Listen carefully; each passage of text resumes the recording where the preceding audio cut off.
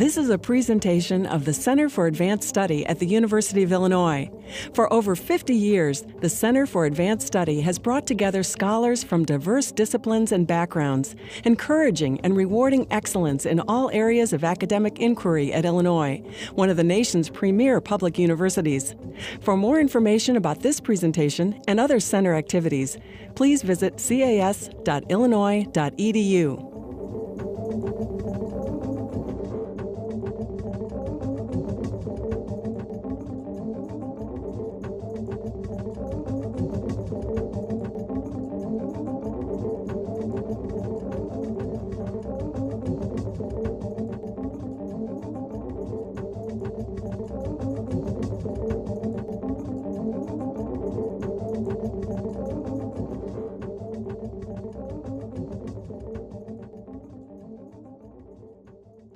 Good afternoon. I'm very pleased to introduce our speaker, George Andrews, who is Evan Pugh Professor of Mathematics at Pennsylvania State University. Andrews was elected to the American Academy of Arts and Sciences in 1997 and the National Academy of Sciences in 2003. He has just completed a 2-year term as president of the American Mathematical Society. And as a teacher, he has been recognized on several occasions. George Andrews is generally recognized as the world's leading expert in the theory of partitions, for which he will give a brief introduction in today's lecture, highlighting the contributions of Ramanujan. In 1976, in the library at Trinity College, Cambridge, he discovered Ramanujan's lost notebook, which he will also discuss in this lecture. Indeed, this afternoon, George Andrews will speak on the meaning of Ramanujan and his lost notebook.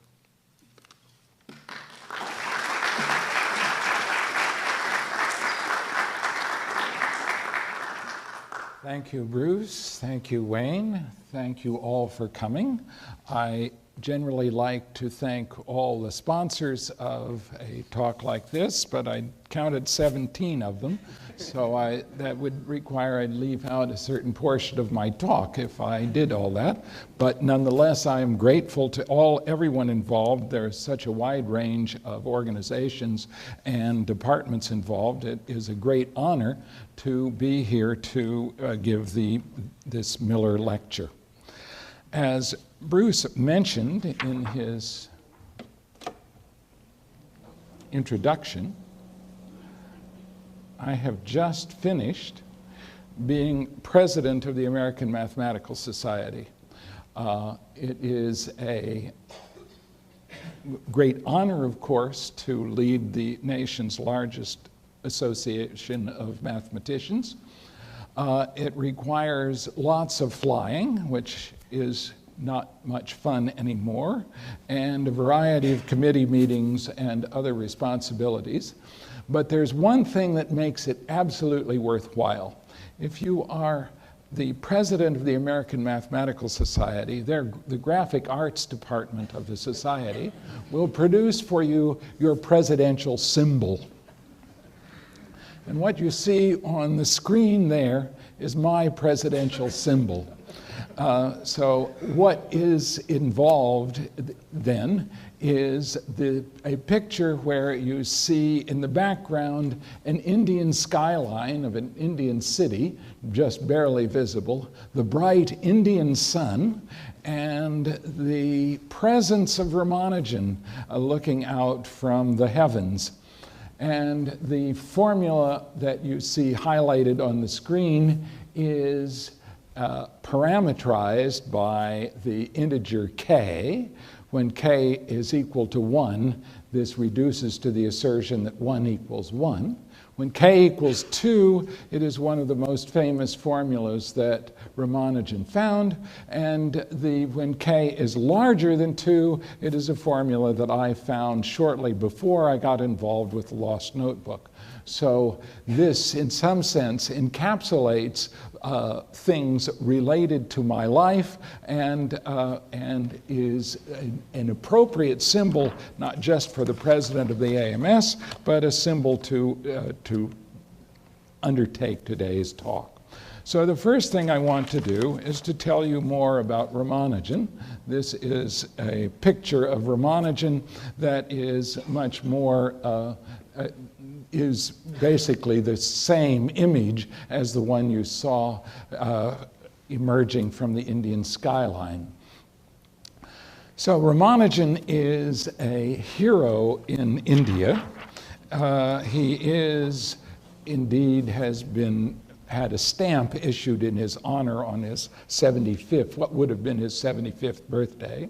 So what I want to do before anything else is to tell you just a little bit about Ramanujan and what a surprising career and a surprising set of contributions that he made to mathematics. After that, I will introduce several topics that vary from sort of mathematical to tangential to mathematics, or at least related to mathematics with regard to mathematics education, and perhaps finish up with a few lighter things such as Ramanujan and the Tribeca Film Festival and other things of that nature. So let me start out with the story of Ramanujan's life. Ramanujan was born in 1887 in a small town in southern India, grew up in the small city of Kumbakonam. He was mathematically gifted as a child. When he went to high school, you can visit the high school in Kumbakonam and you will see certificates that he won because of his mathematical skill. Mathematics really took hold of him. He was sufficiently talented that he was born into a poor Brahmin family, so that while they were of the upper caste, they had very little money. And so in order for him to go to college, he needed a scholarship, and his achievements in high school were such that he was able to get a scholarship. However, his first year and his only year in college at the government school in Kumbakonam did not work out so well. He continued to do well in mathematics, but some of his other subjects he either neglected or something went wrong with them. In any event, his grades overall were sufficiently poor that he lost his scholarship, and because he was poor, he had to leave the college.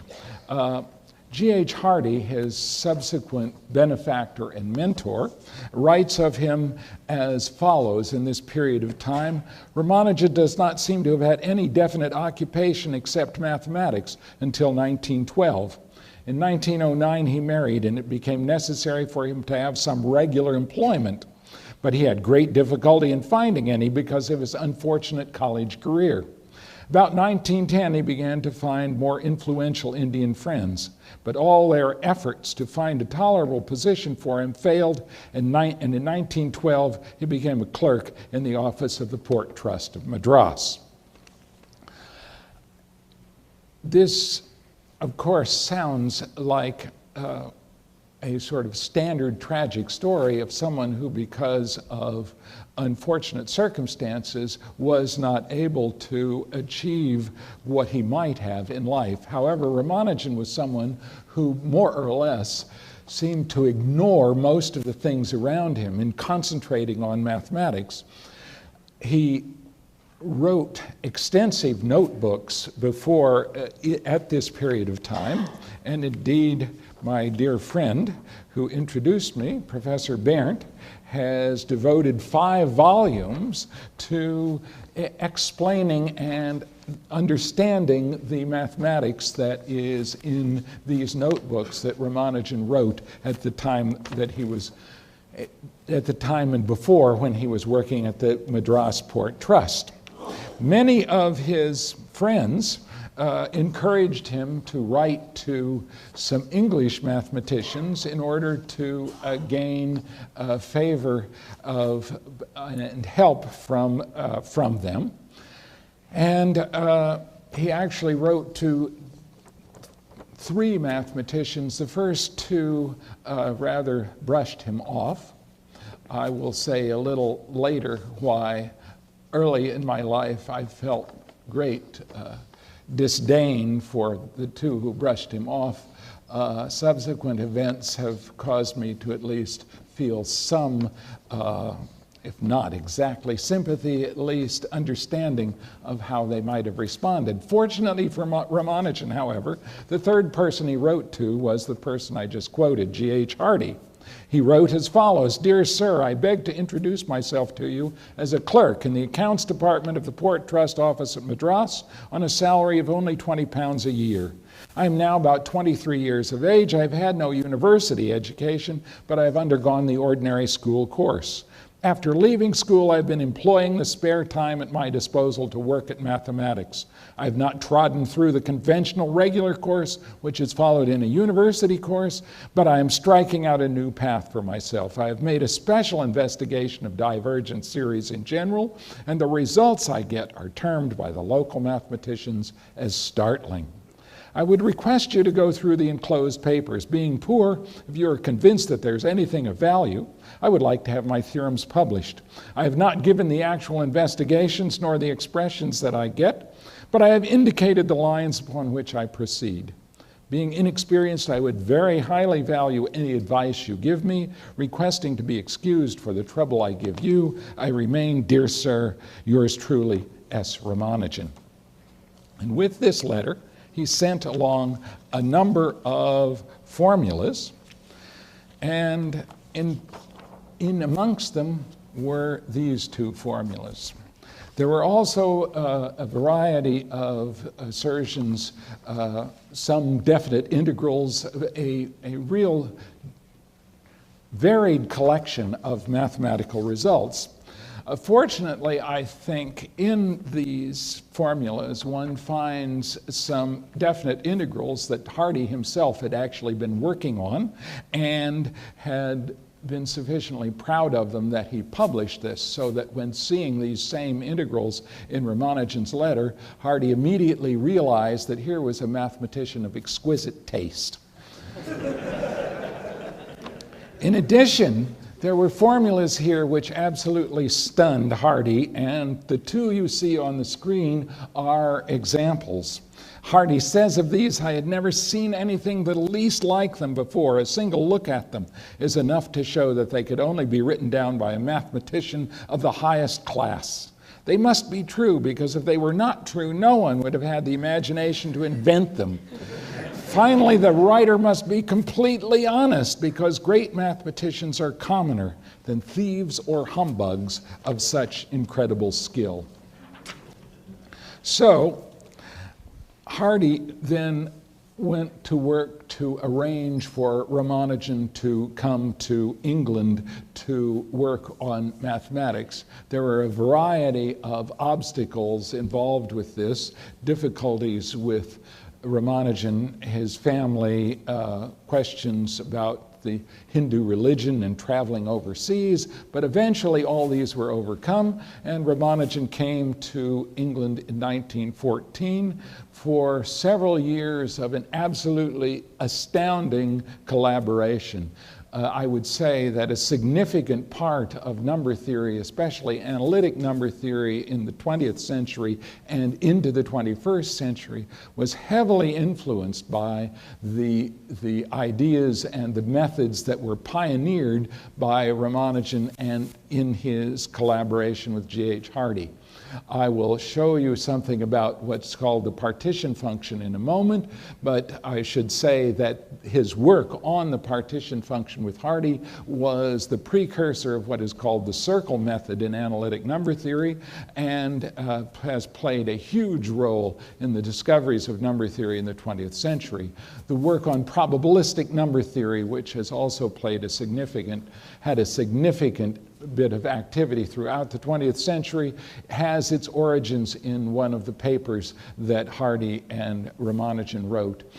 The amazing achievements with regard to the theory of modular forms and their applications in number theory, although Ramanujan certainly was not the one to have discovered modular forms, he nonetheless had an insight in them and an an understanding of questions related to them that truly shaped a number of studies and achievements in the 20th century. So that this period of time, these 4 years between 1914 and 1918, more or less, were an absolutely amazing achievement. In 1918, he contracted an illness, and there is great debate about what the illness was. It was thought at the time to be tuberculosis. A variety of people speaking 70, 80, 90 years later say that it was some other form of illness, perhaps related to problems with amoebas, perhaps a vitamin deficiency, perhaps a variety of things. Of course, doing a post-mortem 75 years or more after somebody's dead always leaves a little doubt as to what the problem was. And nonetheless, the fact was that he was very ill and convalesced in England for a year. During that time, he became sufficiently depressed that he actually tried to commit suicide by throwing himself in front of a train, and it was only an alert brakeman who was able to prevent his death from occurring. So he had a difficult time, but in 1919, presumably he got a little better, and it was decided that maybe if he would return to India, he would do much better. Unfortunately, when he returned to India, he died within a year. We do not know exactly all the things that he was doing in India, and indeed for most of the 20th century, the only thing we know about his life in India was that in January in 1920, 3 months before he died, he wrote a letter to G.H. Hardy in which he said nothing about his health, so there was no indication that he was ill. He was only talking about mathematics. Indeed, he starts out by saying, I've discovered some very interesting functions recently, which I call Mach theta functions.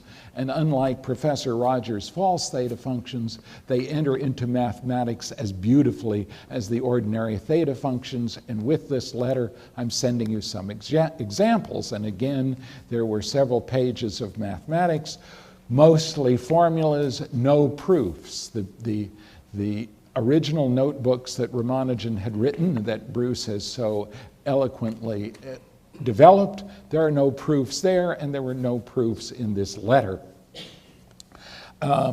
We know a little bit more about what his life was like from an interview with his widow, who said of his last year, he returned from England only to die, as the saying goes. He lived for less than a year. Throughout this period, I lived with him without break. He was only skin and bones. He often complained of severe pain. In spite of it, he was always busy doing his mathematics.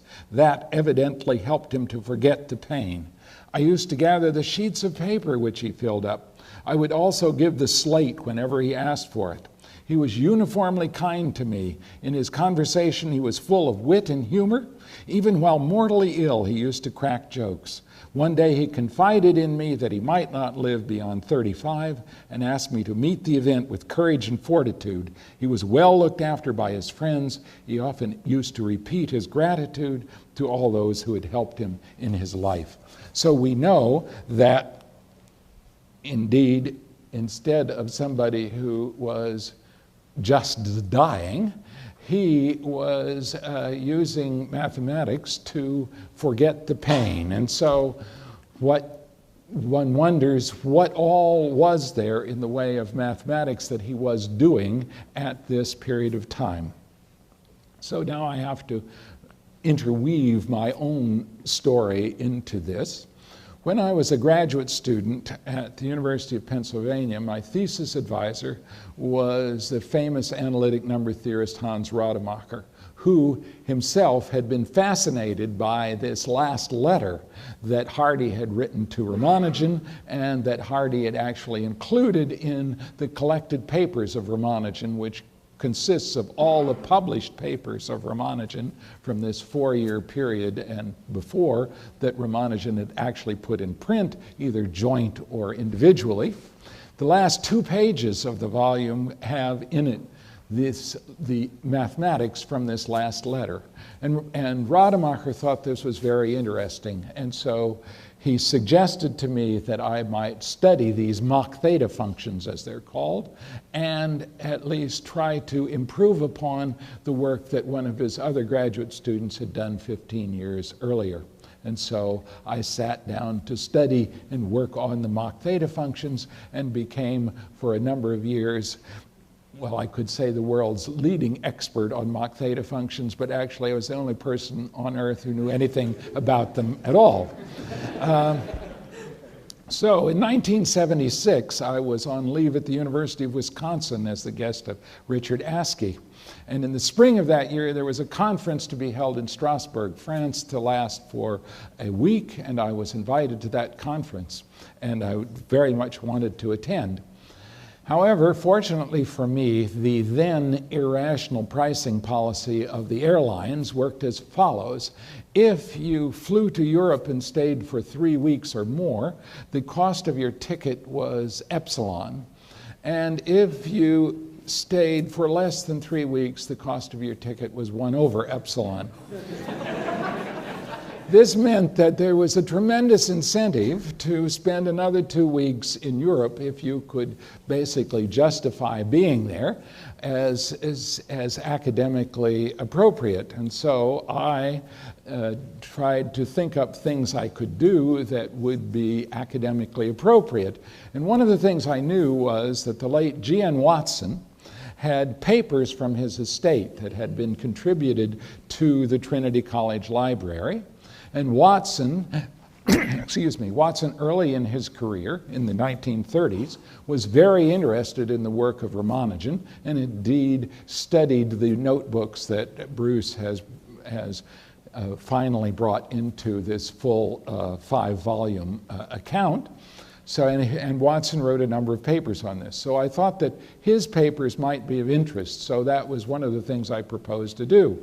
So I walked into the Trinity College Library and asked them to bring out the boxes of Watson's papers, which they did. And in one of the boxes were things related to Ramanujan. There was the actual last letter that Ramanujan had written that I have just discussed, that is set in type at the end of his collected papers. So that letter is there. In addition to that, there were 100 pages, some written on both sides, so about 140 or so pages of Ramanujan type formulas, very similar to the notebooks that Bruce had dealt with, the notebooks that Ramanujan had written before going to England. So what's the origin of these? Where did they fit? Well, the thing about them is that, let me show you a page. So some pages are totally chaotic. Other pages sort of look like this. So in particular, there are no proofs. And this is one of the wordier pages in the Lost Notebook. I mean, you can see the word order over in the left-hand column, and there's change right there, and to and in, and there are a few other things like that. But most pages have no writing on them at all. In particular, the phrase Mach theta function appears nowhere in this volume. However, I knew all about the Mach theta functions, and there they were in this manuscript. They weren't named, but there were the Mach theta functions, which of necessity meant then that this manuscript contained many of the discoveries and results that Ramanujan had found in this last year of his life. And so that was what I would call an exciting moment, let me put it that way. So in particular, so you might say, well, perhaps somebody had discovered all the things he discovered. Quite the contrary. There are many things there that had been rediscovered, many times with great fanfare and appropriate applause, but one of the most amazing things to me was the following. When Watson was writing in the 1930s about Ramanujan, he wrote 2 papers on the Mach theta functions. His first paper is related to the first set of Mach theta functions, which Ramanujan called third-order functions.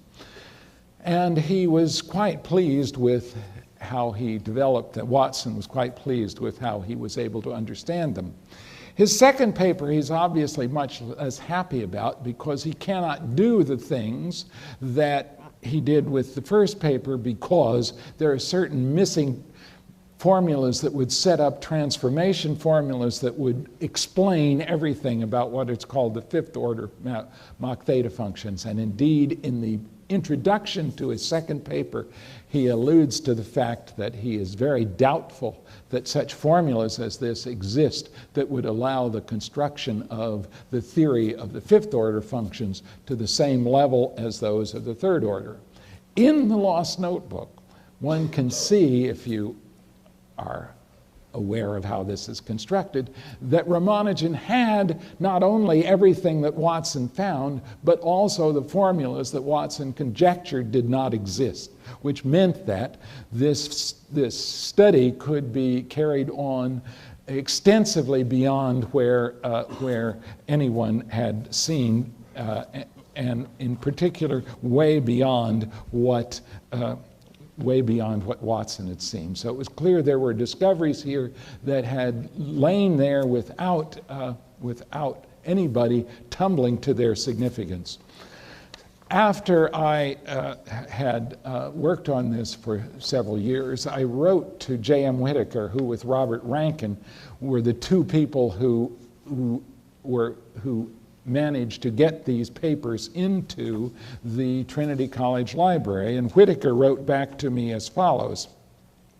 When the Royal Society asked me to write G.N. Watson's obituary memoir, I wrote to his widow to ask if I could examine his papers. She kindly invited me to lunch, and afterwards his son took me upstairs to see them.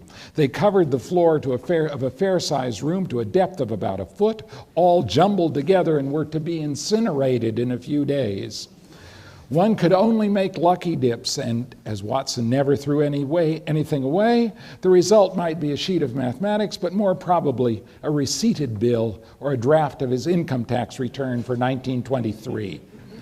By an extraordinary stroke of luck, one of my dips brought up the Ramanujan material, which Hardy must have passed on to him when he proposed to edit the earlier notebooks. So this notebook came within a hair's breadth of being burned in the flames from the estate of G.N. Watson, but fortunately, especially fortunately for me, it was not. So this is the story of Ramanujan, and this is the story, at least, of how I got sort of heavily involved in thinking about Ramanujan. And so what I'd like to do next is to try in what I conceive of as a very general lecture to a very general audience, so that not everyone in the audience has a PhD in mathematics. I want to give you just some feeling for some of the surprise of Ramanujan's mathematics. And one of the things that I think has the most surprise is cited in this, let's see, can everybody see that? Yes. So this is a footnote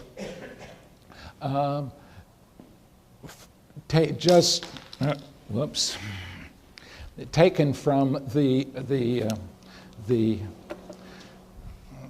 actually this footnote appears in the 4th volume of The World of Mathematics, that is this famous collection of mathematical essays.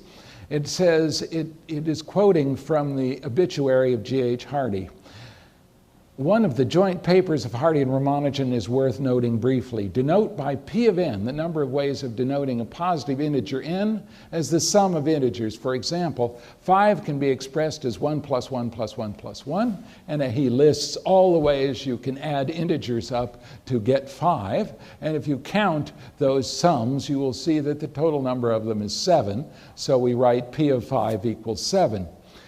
Some of you may think that he's failed to get some relevant sums. So for example, 2 plus 2 plus 1 is not listed there. So when you talk about the partitions of a number, you are only talking about what actual summands occur, not the order of the summands, so that 1 plus 2 plus 2 is to be considered the same partition as 2 plus 2 plus 1. So with that caveat that we don't take notice of order, there are 7 partitions of 5. It is plain that P of n increases rapidly with n, and P of 200 equals this number 3.9 trillion, which in talks I gave many years ago, I used to refer to as larger than the national debt. But time marches on. And in parentheses, he says, as was shown in a computation which took a month. Hardy and Ramanujan's achievement was to establish an explicit formula for P of n, of which the leading term is the one that you see on the screen. And to anyone who comes at this with a modicum of mathematical knowledge, this is a truly jolting formula, because what are we actually counting? What are we doing? We're doing the simplest process of arithmetic, namely addition. And all we're asking is, how many ways can you add up numbers to get a given number? And the answer is that for an arbitrary n, you have formulas where the first term looks like this, and as is remarked below, 5 terms of the formula give the correct value for P of 200. Everything about this seems to be jarring upon first glance. What in the world does pi, the ratio of the circumference of a circle to its diameter, have to do in this expression? Those of you who are purists may be somewhat worried about the fact that I'm differentiating with respect to an integer variable. So calm down, this is just succinct notation. One differentiates with respect to a continuous variable, and then you set the continuous variable equal to n. So there's no real problem there. The remark that P of 200 is this, if we actually calculate the terms of this series that Hardy and Ramanujan have, this is the calculation as they list it. They've actually carried out, I think, 8 terms here. But you see that the bulk of this number, 3.9 trillion, is all in this first term. The next term is very small in comparison, and they very quickly become exceedingly small. And when you add up this column of numbers, what you get is this 3.9, etc., out to 388.004. So why is this an exact formula? It's an exact formula because what Hardy and Ramanujan prove is that eventually the size of the error becomes smaller than 1/2. And so if the size of the error is smaller than 1/2, all you need to do is round up whatever you have to the nearest integer, and that will then necessarily give you the right answer as the number of partitions of n. And so there you see this calculation carried out. This was a great surprise, partly, I think, because it can be viewed as the fundamental problem of addition, whereas the fundamental problem of multiplication can be viewed as what's called the prime number theorem, which has a very, the best one can get there is a very approximate answer to how many prime numbers are there smaller than a given bound. And thus, one might have expected, and indeed Hardy did expect, that the formula they would get would be only more or less within the ballpark of the right answer. Ramanujan, on the other hand, was convinced throughout that they would get an exact formula, and he proved to be correct. So, what sorts of things are in the lost notebook? Let me just give you a the tiniest sort of hint. I don't want to spend a long time on the Lost Notebook, but because I want to move on to non-mathematical aspects of Ramanujan's life, so I've just chosen one set of formulas which seem to me to illustrate the sort of thing that is disturbing to both outsiders and insiders about Ramanujan. So here are some formulas or some series that are written at the top of one page in Ramanujan's notebook. This is my handwriting. I've blown things up so you can see them, but I've tried to copy exactly what is on that page. Now, these formulas are all rather similar. They have similar ways of each term looks very much like the previous one, although in each case there's a difference in each line from one to the next. So maybe they do have some relationship to one another. And indeed, it turns out that they do have a relationship to one another. Namely, the first line, if you expand it as a power series in this variable q, it has a very simple expansion. Namely, the famous triangular numbers are the exponents on the variable. And if you call that function f of q, the most unexpected thing in the world happens. The second line is exactly the same as the first line, but you replace q by q squared, so that if you replace q by q squared throughout, you move from line 1 to line 2. There's not the least indication at all that that is true on the left-hand side. That is completely hidden on the left-hand side. And if you move down, the third line is f of q cubed, and the fourth line is f of q to the fourth. Now you're taking an intelligence test. The last line is wrong. It's f of q to the sixth. And this is the sort of thing that permeates this Lost Notebook, these sorts of surprises where unreasonable things like this occur.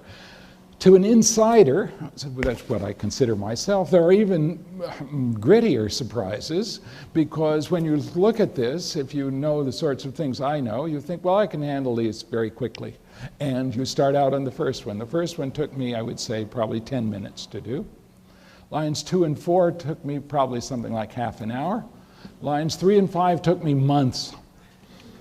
And yet they seem like they all ought to be equally difficult. And yet that turned out not. Now that may be a measure of the fact that I'm just dumb, but it is the sort of thing that happens over and over in looking at Ramanujan's work.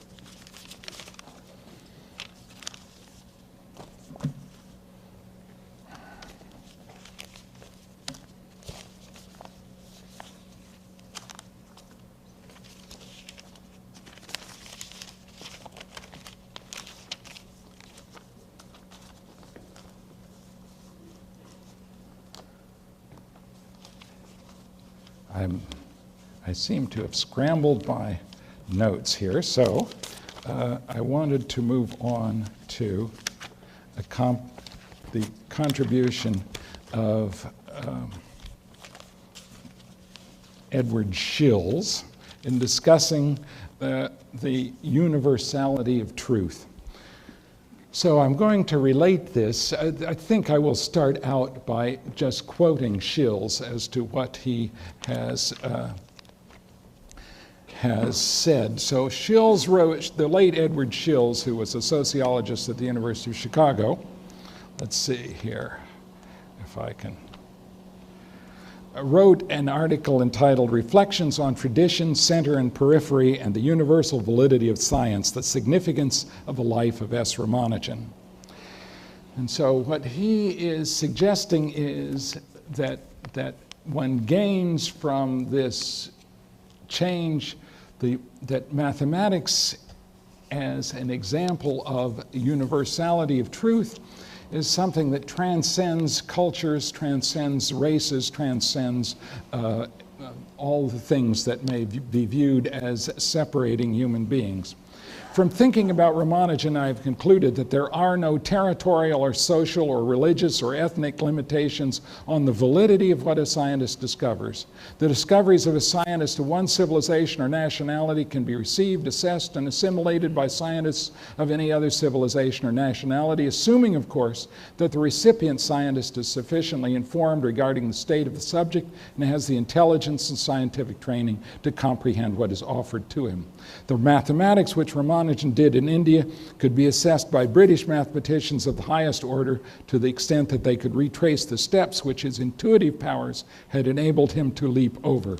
It was not the Indianness of Ramanujan's mathematics which baffled the first British mathematicians, Hobson and Baker, whom he approached. It was their exceptionally advanced originality. It required two mathematicians of very high quality, Hardy and Littlewood, to appreciate, to learn from, and to contribute to Ramanujan's work. As the years passed and his notebooks have been studied, his mathematics have been interpreted, proved, and assimilated by Western mathematicians. I have not read any references to the specifically Indian character of Ramanujan's mathematics. His mathematics are mathematics, indifferently of the place and the circumstances of their creation.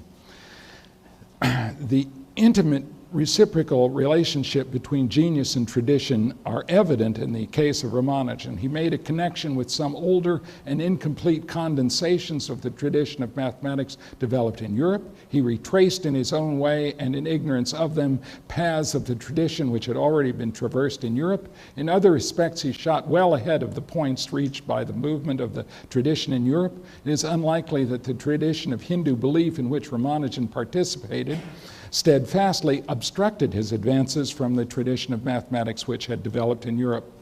Ramanujan thought that the Hindu goddess in whom he believed had in fact inspired his mathematical advances. So the thing that concerns me, and I think concerns many of us in the university, are real questions about whether or not how culturally tied down mathematics is and what sorts of responses we should make to that. There are, in evidence in the world of education, explicit statements by people who are highly placed and knowledgeable that that differences in culture truly do affect both mathematics and how it should be taught and what should go on. And I can quote briefly from the woman Peggy McIntosh, who is the director of the SEED project, Seeking Educational Equity and Diversity. In a democratic and racially diverse society, to concentrate on arithmetic skills is bound to demoralize children of color who, she suggests, are culturally not disposed to the notion of getting ahead. She describes a young black girl from Roxbury working on a math worksheet which requires her to add single-digit numbers such as 5 plus 2 plus 6. The child, however, did not grasp the mathematics and got all the answers wrong. She was trying to get these problems right. The alternative was to get them wrong. So this is a situation within the win-lose world in which there's no way the child can feel good about the assignment. This aspect of believing that there are certain groups who can't do mathematics or that they can't do the standard mathematics has taken root in other serious ways. There is a movement which I learned about being on the Committee on Science Policy of the AMS, to replace in any university that has a remedial algebra course. I think almost all of us are aware, at least I won't speak for the University of Illinois, maybe you're tremendously successful at remedial algebra. At Penn State, we are not tremendously successful at remedial algebra. Many of the students who need remedial algebra find that it is a trial and the success rate is not all that good. There is a proposal being funded by the Carnegie Foundation and being put forward by Yuri Treisman from the University of Texas at Austin to replace remedial algebra with a statistics course in which a few algebraic facts will be introduced as is made necessary, and that this may be the solution to our problems. In other words, there are people who can't do algebra. The new president of the National Council of Teachers of Mathematics his inaugural address refers to what he calls endless algebra, where students take algebra over and over and over again, and his solution to this is that we should instead have students take statistics. There is a video on the web by Art Benjamin from Harvey Mudd College, which recommends strongly that we not make algebra the core of what goes on in high school, but instead teach students statistics. So I won't dwell on that. I'll be happy to respond to questions on that during the question and answer session, but I want to get to just a couple of other things. So the next thing I want to talk about is the Tribeca Film Festival. So seldom when you're a mathematician do you actually wind up as somebody participating in a major film festival, but to my delight, I got involved. So 3 years ago, I guess, the Sloan Foundation was supporting one of the events at the Tribeca Film Festival. This is a film festival that takes place in the Tribeca area of Lower Manhattan. And this event was to be the following. A man named David Freeman had written a film script of the life of Ramanujan entitled A First-Class Man. And what was proposed to happen was that 9 actors and actresses were going to read a short portion of the script, and then there would be a panel discussion of what actually went on. So we were sent the script, so it has a number of accuracies in it. I think it's a well-written script. It turns out that there is a young woman, a sort of bohemian painter named Esme, who at one stage in the script suggests to Ramanujan that she paint him in the nude. So anyway, so 2 or 3 weeks before the festival, I was actually giving a series of lectures at Lehigh University and was out to dinner with my hosts when my cell phone, which I've carefully shut off for this lecture, my cell phone went off, and so it was my friend Krishna Ladi from Florida who was to be on the panel along with David Freeman, me, and the panel would be moderated by Ira Flatow of NPR. So Eladi has now seen the script, and he's seen Esme's proposal to Ramanujan, and he is beside himself. The Indian community will never accept this. Everything will blow up. It will be terrible. So I said, calm down. He doesn't agree to be painted in the nude, and so this is just sort of an editorial flourish by the author. So we get to the Tribeca Film Festival. We're sitting there commenting on things. And so Eladi is going to comment about Esme and her painting suggestion.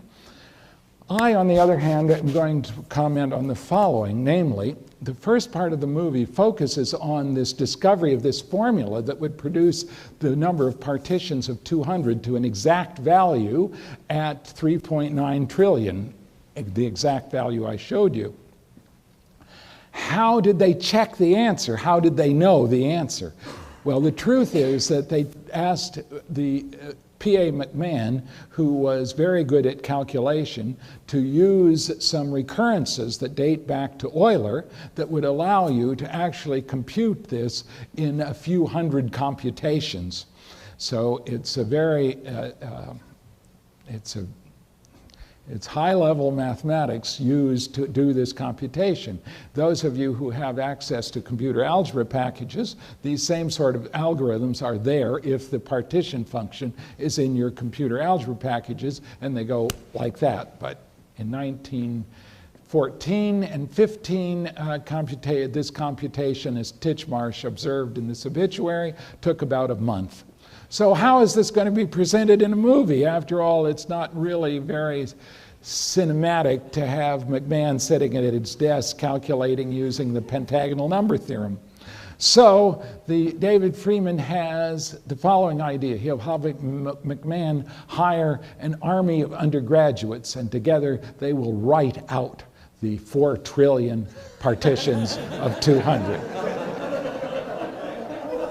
So I pointed out that suppose you had an army of 100 undergraduates, and each of them could do one of these sums a second, then, and assuming that they did not take any breaks to go to the bathroom or eat or sleep, at the end of a year, one of them would have done something over 30 million of these if he'd done one a second. And if there were 100 undergraduates, they together would have done something around 3 billion. And so in a mere 1,000 years, this very perspicacious group of undergraduates would have, assuming they made no mistakes. So it was nice of David Freeman to sit there while the audience chuckled, as you have chuckled over this story, and he allowed us how that maybe this was overdoing suspension of disbelief. However, he stuck to his guns on Esme and saying, well, he was a young man in England, and you know, this is life, and so on, and he was going to stick with it. So, obviously, the Sloan Foundation, hoping not to get some sort of moralistic advisor, as Elodie appeared to be, asked me to be the advisor to the film script. So now I get the entire script. So it wasn't just that she suggested to paint him in the nude. By the time we get a little farther in the script, she's in bed with him. Okay, so that rather bothered me.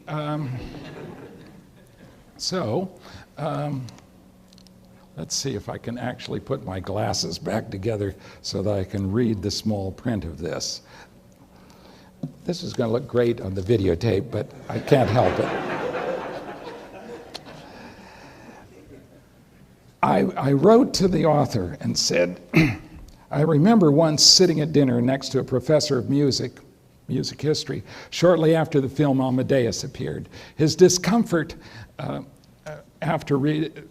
reminds me somewhat of my own discomfort after reading your play. There are 2 matters which bother me greatly. Let me begin with the one that bothers me least. I'm troubled by the fact that Ramanujan appears to be someone who gains his mathematical achievements effortlessly. I acknowledge that he did pray to Namagiri, and he did tell friends that she gave him formulas in his sleep. However, the picture both painted by his wife in the NOVA program, The Man Who Loved Numbers, and by examination of the numerous pages of numerical and algebraic calculation which fill many pages of Lost Notebook, makes clear that an immense amount of concentration and energy were devoted to his researches. It all comes across as much too easy in the play, especially early on. The second issue is Esme. I grant that Ramanujan's relationship with Esme provides the buildup of guilt leading to the actual suicide attempt. As a device for making the script hang together, this would appear to be an essential element. However, I also know that Esme is pure fiction. There is no evidence to my knowledge that there is anyone remotely resembling Esme who played a role in Ramanujan's life. While Esme is important to the plot, she also turns Ramanujan into an adulterer. For a mathematician who values faithful monogamy above mathematics, this is enough to turn me against the entire project. If this were a wholly fictional play, I would have no difficulty with it. The world has seen its share of philandering mathematicians, but this is supposed to reflect, quote, and I'm quoting him, the generally accepted version of events depicted, unquote. Countless mathematics students will see this movie and they will come away from a compelling human drama which they will regard as history. Indeed, near the end of the play, you have Ramanujan say, That is the thing about art. If it is any good, it becomes the truth. Unquote. I do think this is a good script. This movie will thus become the truth, even though it is in important ways quite false. So it is an interesting question of what really are the bounds in terms of presenting a fictional historical account of real people. Amadeus is the movie I was referring to where the music professor was concerned about distortions of what Salieri really was like. And of course there is The Beautiful Mind, a movie in which John Nash saw visions, but in real life John Nash heard voices. He did not see people who were not there. So questions like this are ones that are worthy of discussion, and I will leave those to the question and answer period. I do want, so can I have just a little bit more? I do want to conclude with something from the NOVA program, which was The Man Who Loved Numbers. And so about a minute of the script, it is going to tell the story of the number 1729 and Ramanujan's relationship to that. So if I could have the videotape and I could shut this off, which will ruin the videotape.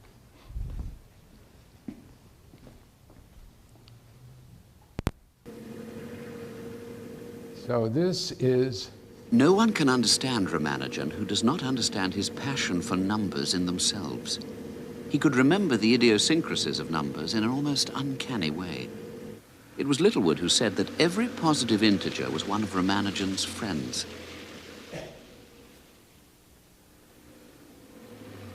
I remember going to see him when he was lying ill in Putney. I had ridden in taxicab number 1729, and remarked that the number seemed to me rather a dull one, and that I hoped it was not an unfavorable omen. No, he replied, it is a very interesting number. It is the smallest number expressible as a sum of two cubes in two different ways. So this is World War I, so okay, terrific. Now everybody who's asleep will not be embarrassed. Okay, great. So let me tell you about the making of this. Earlier in the film, I was interviewed. So they made this movie for Channel 4 in England, and it was called in England it was called Letters from an Indian Clerk. They hoped, however, to sell it to Nova, but selling to Nova a story about an Indian who grows up in poverty in India, then goes to school in England and goes back to India, does not have what they call the American connection. And so they needed an American connection, and here I am. So I was going to a conference in Germany, and while they were filming this, so I stopped in London to be involved in the filming, and so there is a fairly extensive interview in this. However, I was actually in the scene that you just saw, and I will tell you about that. Namely, they had found the cab driver who currently had the cab 1729. So the cab that you saw there is the current cab in London that has cab number 1729. Of course, when they told the cab driver that they wanted to employ him for an afternoon in the suburbs of London because his cab number was the smallest integer that could be written, he did not believe them, and would only agree to do this when they wrote to him on company stationery, but eventually he agreed. So I had finished my interview. I was going to Germany the next day, and they were going to do this in the afternoon. So I asked if I could tag along just to see how they shot something like this. So this is several hours of filming to get that particular sequence that lasts a minute. The first thing they noticed once they got everything set up is that they had nobody to sit in the back seat as G.H. Hardy. Everybody had a job except me. So my role in that part of the movie is to be the ghost of G.H. Hardy. So you certainly can't make it out that it's me, but there is somebody in the back seat. Anyway, the first thing you do is to see the cab coming down the street and turning into to the street where Ramanujan was convalescing. So this took take after take after take. A kid would run out in the street, or somebody would make a left turn in front of the cab, and it took forever. We kept driving down that street and pulling up there. Finally, we got a perfect take, and so now I'm to get out, and as you saw, the eyes of G.H. Hardy, through the eyes of G.H. Hardy, you're walking up to the door of the place where Ramanujan is convalescing.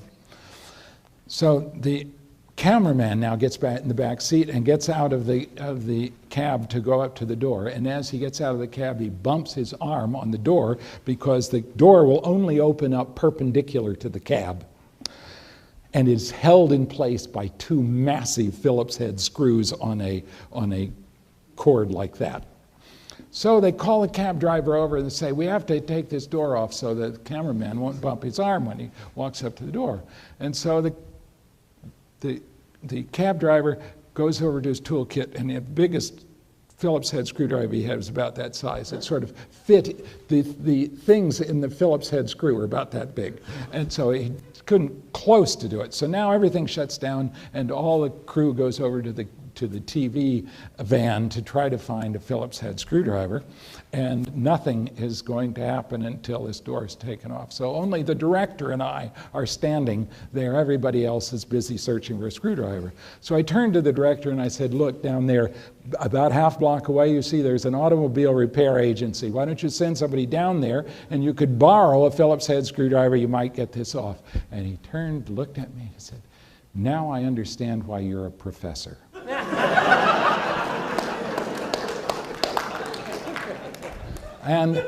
And with that, I would like to thank you all for your attention. I've enjoyed this, and I am very grateful for your coming out to hear this story. Thank you.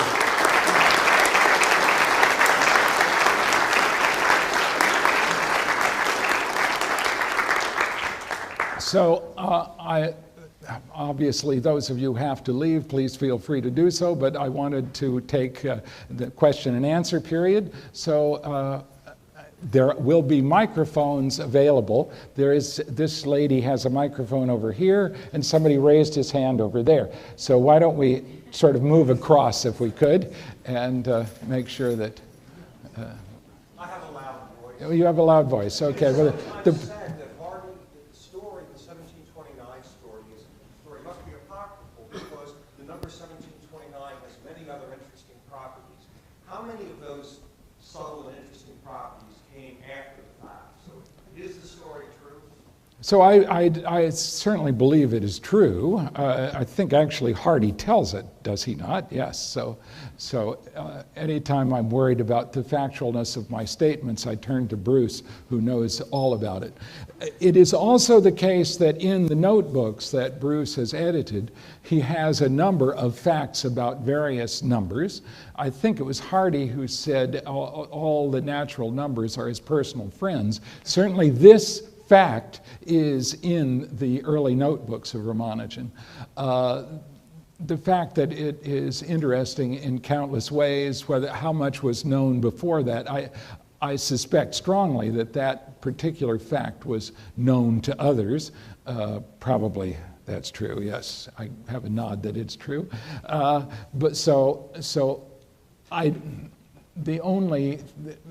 What's obvious, I guess, is that Hardy knew none of this and so was surprised by it.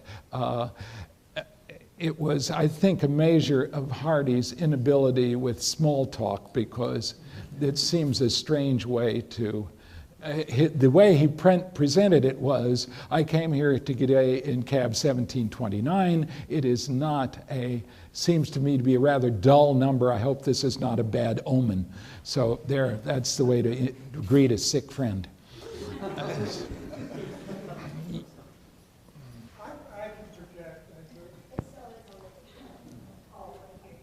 I'd hate to miss the video.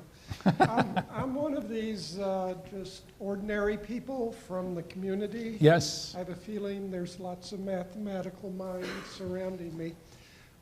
It seems like Ramanujan's mind, mathematical mind, may have worked somewhat differently or was different than, quote, the ordinary mathematical way of processing. Could you kind of talk about how he might have, his brain might have worked? So so you'll be happy to know that even in purely mathematical audiences, I'm asked often the same question, and I don't have really a very interesting answer. I'm very reluctant to speculate on how he did things, even at times when I think that I have seen something, something else will come up to make me think maybe this isn't the way he saw it. So I really, after spending the bulk of my adult life studying his mathematics, I cannot say that I have any real feeling for how he did things. Obviously, he had insights beyond those of anybody else whose work I've studied. That is quite clear just from the things that he wrote down. But I do not know what they are. Especially when I'm speaking to purely Indian audiences, there will often be suggestions from the audience that what is responsible for his mathematics was the Vedas, his Hindu religion, vegetarianism, a variety of other suggestions like that. And my response to that is always the same. We must take our hats off to India, for India is way ahead of the rest of the world in producing Ramanujans. You have produced one, and the rest of the world have produced zero. So while you are way ahead, you have not produced enough for us to do any sort of serious scientific evaluation of what actually produces such people. So. Would you say that the way he thought was qualitatively different than most other mathematicians?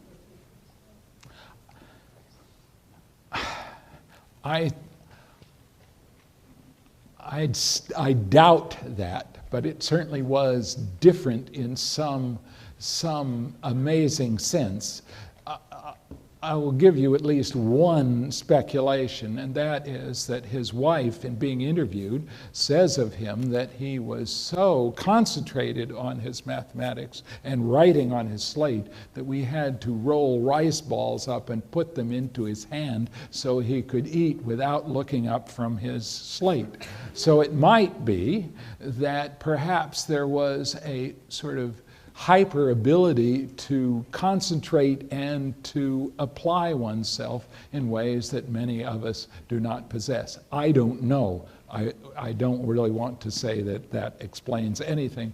It's just that there are all sorts of possibilities as to why he produced such magnificent things.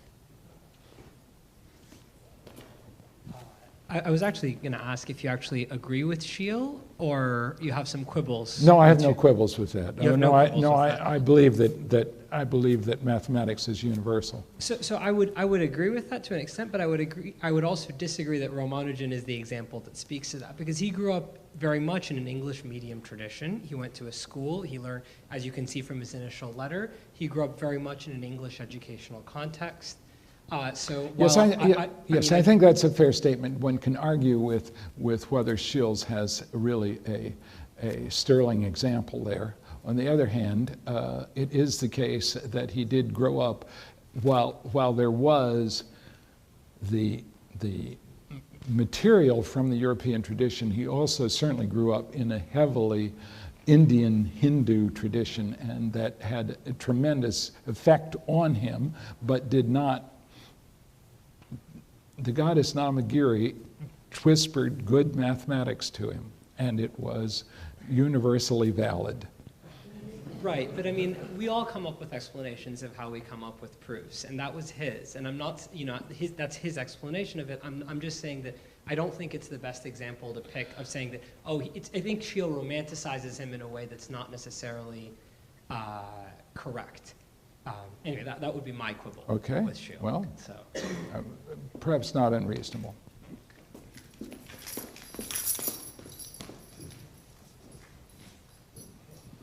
What can you tell us about the people who ignored Ramanujan's letters to England? Well, so one of the things that he sent to either, was it Hobson or Baker? I forget. Anyway, he sent along the formula 1 plus 2 plus 3 plus 4 plus 5 plus 6 plus plus plus equals minus a 12th. Okay, so what he's writing down is the value of the Riemann zeta function at minus 1. In other words, this is his way of writing it. So there is a significant mathematical fact that is there, but he chooses to write this in this way. There is a play out that was shown at the International Congress last summer, that was presented at the International Congress last summer, called A Disappearing Number, and has been shown at theaters throughout the United States on simulcast in televised. And I tried to put it in the abstract for this talk and would have talked more about it if it had gotten into the abstract, but the film was not shown here, so no one would have know about this play. But anyway, in this play, there are parallel lives. There's the life of a young couple in modern England, and then there's the life of Hardy and Ramanujan. And I can't tell you in a few words how it's woven together, but the beginning of the play, this young woman comes out and on a blackboard establishes why Ramanujan would have written that, and all the mathematics she writes is correct. So that she puts down the functional equation, the Riemann zeta function, and it is amazing that you can actually get away with that in a play that has been reviewed well in London. But anyway, I will say I do forgive Baker and Hobson. After I appeared on the NOVA program, almost every mathematical psychotic in North America wrote to me, more or less with the same idea, that if I had somehow gotten ahead in life by trading on the achievements of this fairly pedestrian Indian, think how much farther ahead I could get if I discovered them. So, so anyway, that. I was wondering if, given the hero that has been made out of Ramanujan, was he always right? Was he always right? Yeah, were there ever flaws in his notebooks, in formulae that he wrote down? So, thank you. So he certainly was almost always right. I would say that in the Lost Notebook, which is where I've looked at it carefully, Bruce could talk about the earlier notebooks. I think I've found 1 or 2 typos where he clearly wrote or left out a factor or an exponent that obviously he just wrote down incorrectly. There are other places where he writes a formula but he doesn't write all that many terms and he puts ... And if you write down what you think he meant, it's false. But you have to write down what you think he meant, okay? I cannot remember one from the Lost Notebook that is explicitly just wrong. Maybe Bruce could correct me on that. Bruce shaking his head. I don't remember one that's explicitly wrong. So there are 1 or 2 that are misleading in the way I described, but that's only because I did the obvious thing and Ramanujan somehow saw it differently.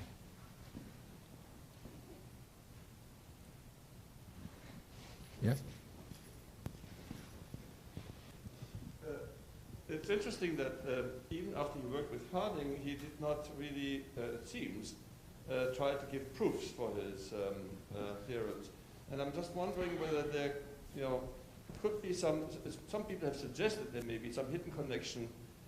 Traditional Indian mathematics, which had some very, very great insights, also operated without offering proofs.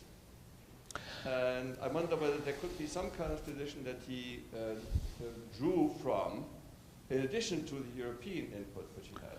Well, the story, at least as Hardy tells it, that seems to convince Hardy of why he did things that way, is that he was influenced by Carr's Carr's coaching notes for the mathematical tripos, where there's this book of mathematical formulas and theorems without proofs, and that definitely Ramanujan had access to it, and maybe this influenced him. That's a possibility. It is also possible that some of these formulas he didn't know how to prove. When Hardy questioned him about what are called the Rogers-Ramanujan identities, he wrote back with a number of empirical arguments as to empirically why these should be true, but confessed that he did not have a proof. So even before he went to England, he very clearly understood what a proof was.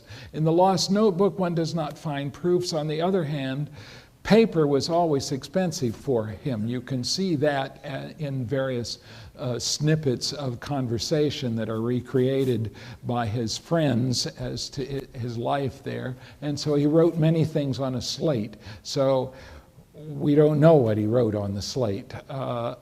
It may be that things that we take a great deal of effort to prove, he saw that he could write down the proof, but it would not interest him that much. I have no idea. I do know that he wrote, it's hard to write down that many things and not make any mistakes, but what he really knew about these formulas, we will, as far as I know, we will never know.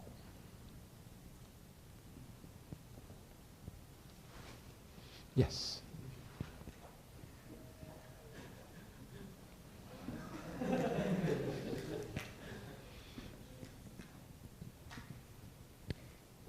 What if in the p function, what if it is what if it's 0, a negative, or decimal? What is it, 0, negative, or decimal? So basically, Ramanujan would look at functions rather than specific numbers. The example that I chose where I was talking about the number p of n, the number of partitions of n, so there were specific numbers involved there, and they are all tied up with one of the classical theta functions that really goes back to Euler. So it was the sort of mathematics in the background surrounding numbers like the number of partitions of n that Ramanujan was looking at, and the theta functions are, so to speak, in the background the same way understanding p of n would have a function in the background. I don't know if I can say more than that. Do we have one more question?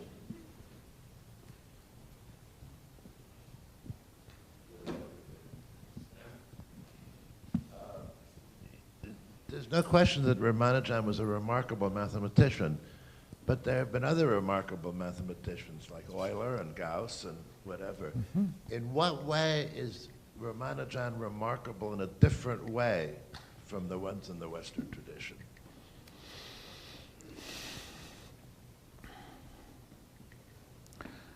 So Ramanujan, I would say, much less than mainly the famous ones that you described, was not someone who developed full theories of things. So when we think of Jacobi, we think of his Fundamenta Nova and the full development of theta functions.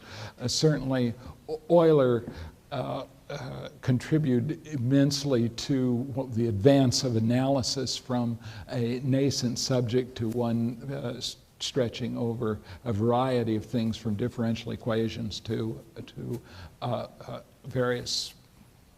variety of applications. Ramanujan's mathematics is very much of this one formula after another, which makes him different from these people.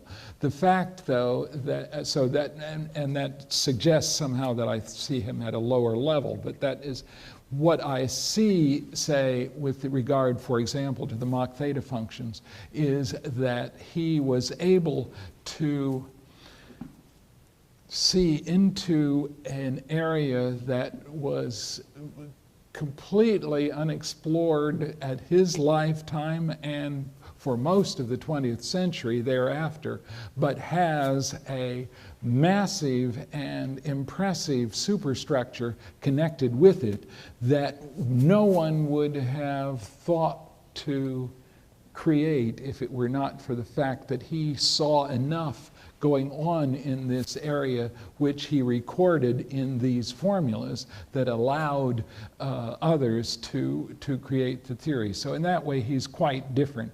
I'm not at all suggesting that he's smarter than Newton. If I had to say who was the greatest mathematician in history, I think I would say Archimedes. But in terms of what one would call great mathematicians, that was the way in which he was different from others. At least that's my take on how he was different.